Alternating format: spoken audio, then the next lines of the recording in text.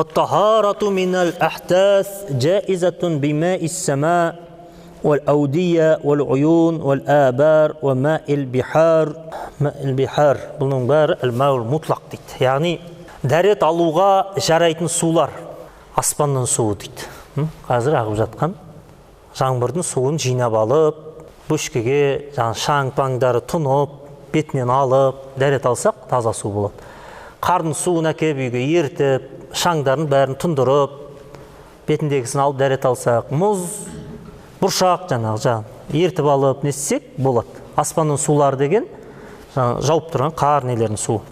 Сол сияқты ол әудия дейді. Әудия дегеніміз уәди жағаны.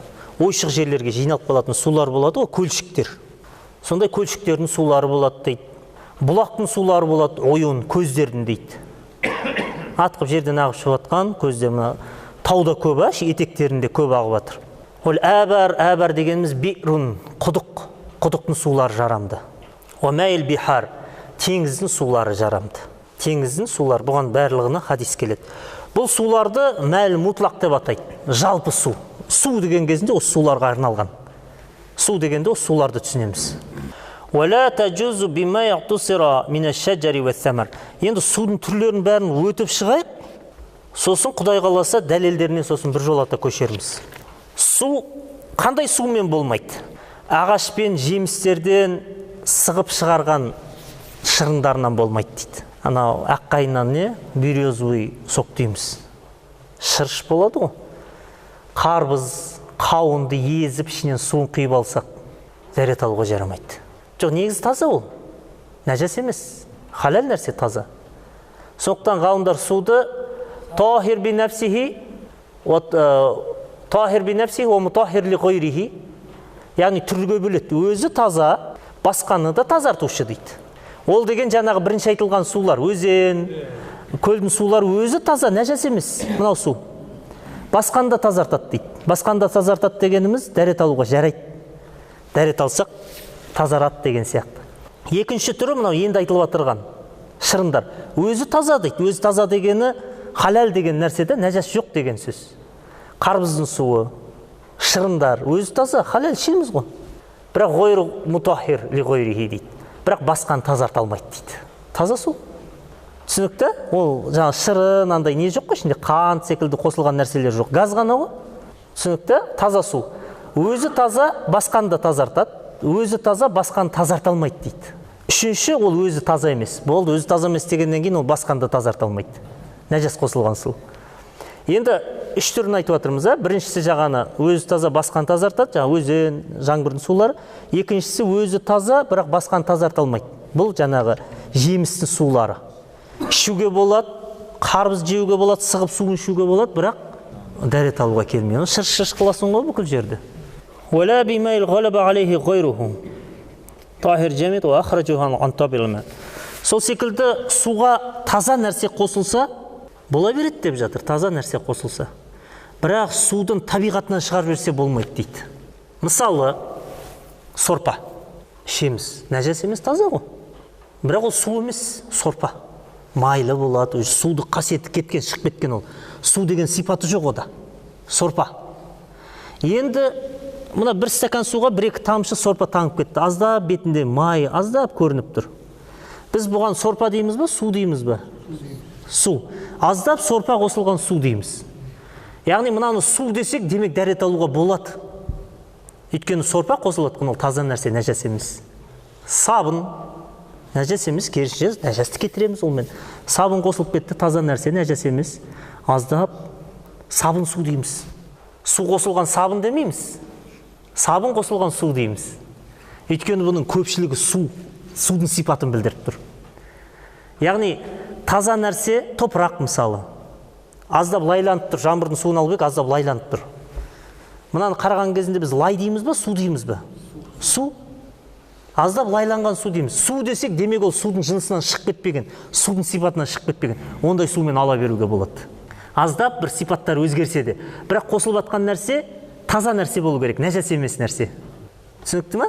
Сондай нәрселер қосылып аздап сипаттары көрініп, бірақ су деп аталып тұрған болса, бола береді дейді. Ал егер судың сипатынан шығарып берсе, мысалы мынаған жарты стакан суға жарты стакан сорпа қоссақ, оған қарап біз не дейміз? Сорпа дейміз ол кезінде. Ол уже түгел түсі, түгел дәмі, сұйық сорпа болып қалады да. Яғни оны су демейміз, уже сорпа. Сорпа қосылуыменен судың сипатынан шығарып жіберді. Бір қараған кезінде су емес, бұл сорпа деген десек болмайды. Ол мен демек дәрет алуға, ол же судың табиғатынан шығып кетті дейді, сипатынан. Сол секілді таудан су ағып жатыр, аздап лайланған, не дейміз оған? Су.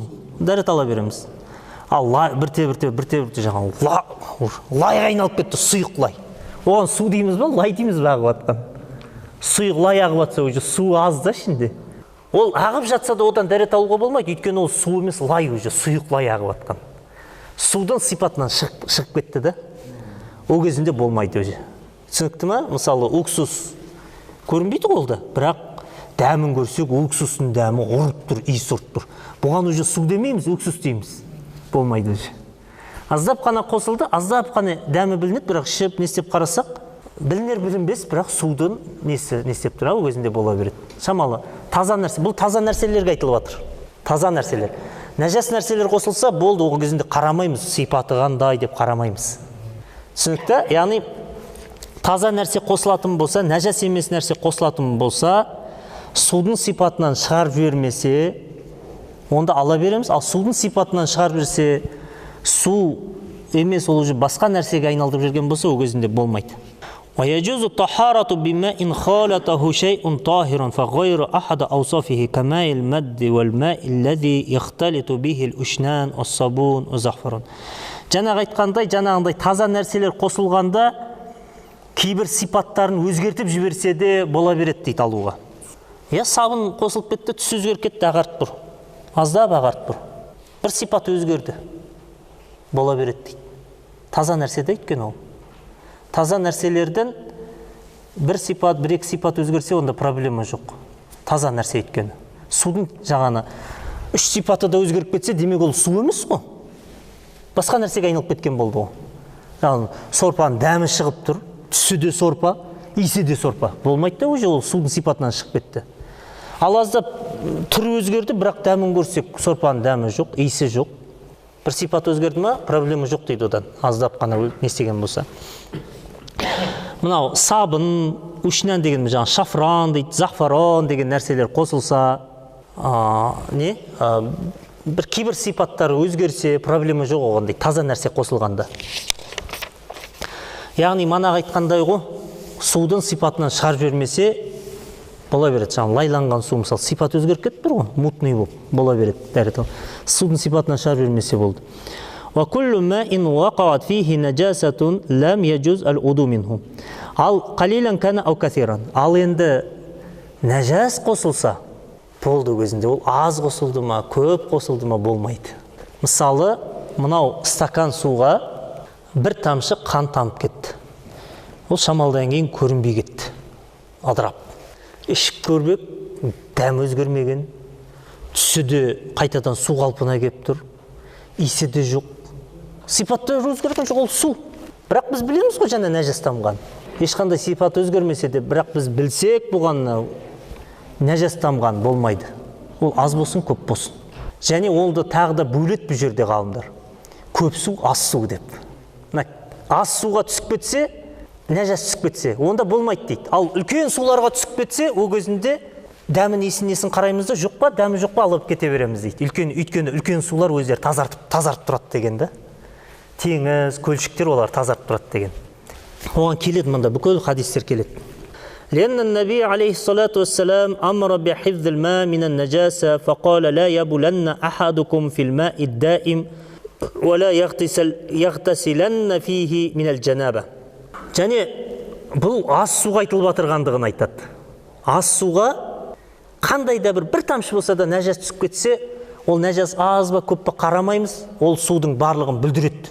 Болды, ол сумен дәрет алуға болмайды, нәжасқа айналды деген.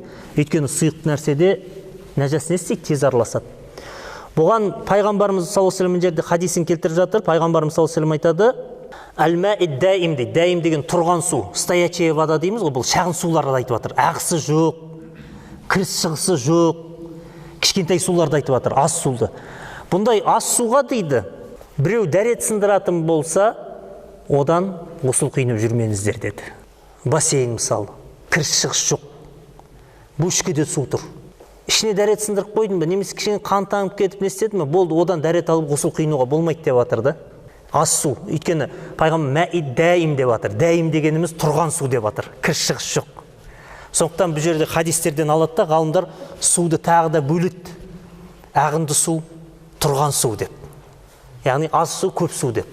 Бұл хадистен түсінетініміз тұрған суға, аз суға. Енді біреу дәрет сындырып қойды, ол түр-түсі өзгеріп білінбей кетуі мүмкін да.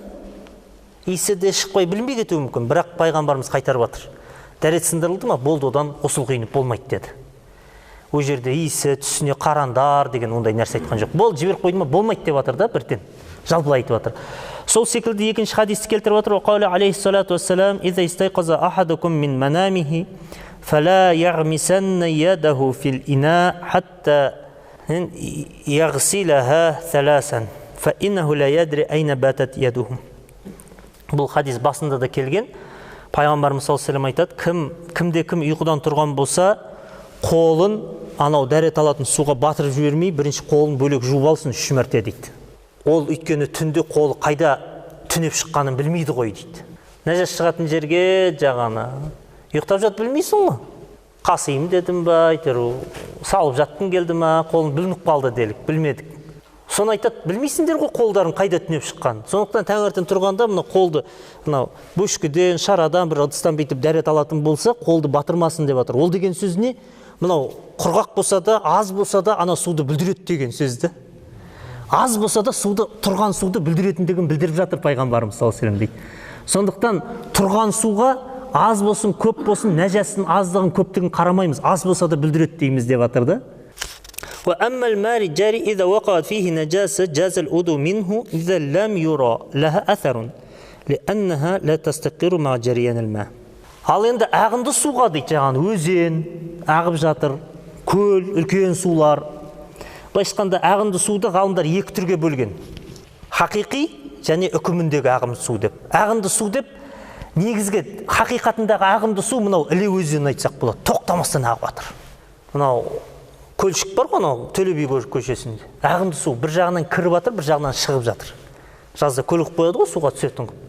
Сол бір жағынан кіріп жатыр, ол хақиқи дейді да, хақиқи ағынды су. Ал екіншісі ағынды суға жатқызылған, ол көлдер. Кірісі шығысы жоқ. Бірақ үлкен сулы болғандықтан ағынды суға жатқызғанда, кірісі шығысы жоқ, бір жерде тоқтап тұрған көлшік мысалы. Ол да үлкен суға жатқызған, яғни ағынды судың үкімінде деген да ол. Сондықтан мына хадистерден алады, үлкен ағынды суларға келетін болсақ дейді, ағынды су, үлкен суларға келетін болсақ, оған нәжас түсетін болса, одан дәрет алуға болады, егер оның 3 сипатынан біреу өзгермесе дейді. Мысалы, үлкен көл, немесе өзен ағып жатыр. Көріп тұрсын, анандай жерде сиыр өліп жатыр, қанған болып, езіліп, бычыт болып жатыр. Нәжас ағып жатыр. Екінші жақта тұрдында дәмін несін көріп едім, суды ешқандай өзгеріс жоқ, ағып жатыр ғой. Ешқандай несі жоқ. Сен тіпті төменгі жағына барсан да, анау жоғары жақтан ағып келіп жатыр, ол қосылды, білесіз, ана жақта бәрі нәжас қосылып жатыр. Бірақ сіз 1 шақырым жерде төменде тұрсыз. Осы жерде дәмін несін түсін көрдіңіз ба, ешқандай өзгеріс жоқ па, өзі суға адырақ кеткен. Білінбейді, аз болғандықтан. Ала бересіз деп жатыр дәрет. Өйткені ағынды су тазартып тұрады. Пайғамбарымыз саллаллаху алейхи мына хадистерде келеді. Келесі сабақта өтеміз.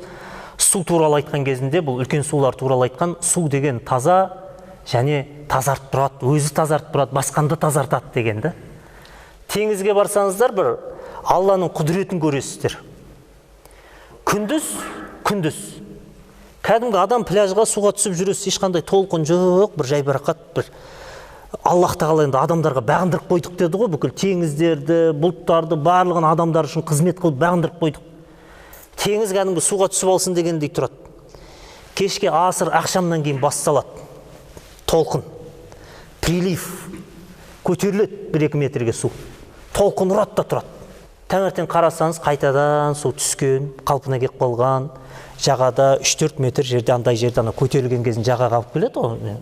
бүкіл мусор теңіздің астындағы өлген балық, киттарға дейін, тонналаған болсан кит болса да жағаға шығарып тастайды. Алланың құдіреті жағаға шығарып тастайды. Кетіп таң ата қайтадан отлив түскен кезінде ана құмның үстінде қалып кетеді бүкіл мусор. Судың астында үзілген шөптер, кемеден тастайды ғой, целлофан, неше түрлі мусорлар тастайды. Барлығын шығарып тастайды теңіз. Және бір таң қалатыныз, Қызыл теңізде арғы беті көрініп тұрады, 3-4 шақырым жер. Арғы қарайда толқын соғып жатыр, бер қарайда толқын соғып жатыр. Сонда жел қайдан шығып жатыр? Ортадан шығып жатыр ма? Аллах Тағала тазартып қойышы. Теңіздер тазартып қойған. Бір компьютерден қарап тұрсам, кішкентай ғана арал, самолетпен түсірген. Кішкентай ғана арал, көп болса бір 200 метр болады шығар, еңі.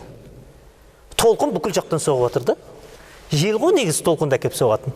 Сонда жел бір точкаға соғып жатыр ма деп ойлап қаласың да жан-жақтан. Бұлай бір жақтан ақылға салсам, бір жақтан соғып, екінші жақта толқын болмау керек қой. Жоқ, бүкіл жағында толқын бар. Неге? Бұл Аллах Тағала солай теңізді тазартатын қылып қойған.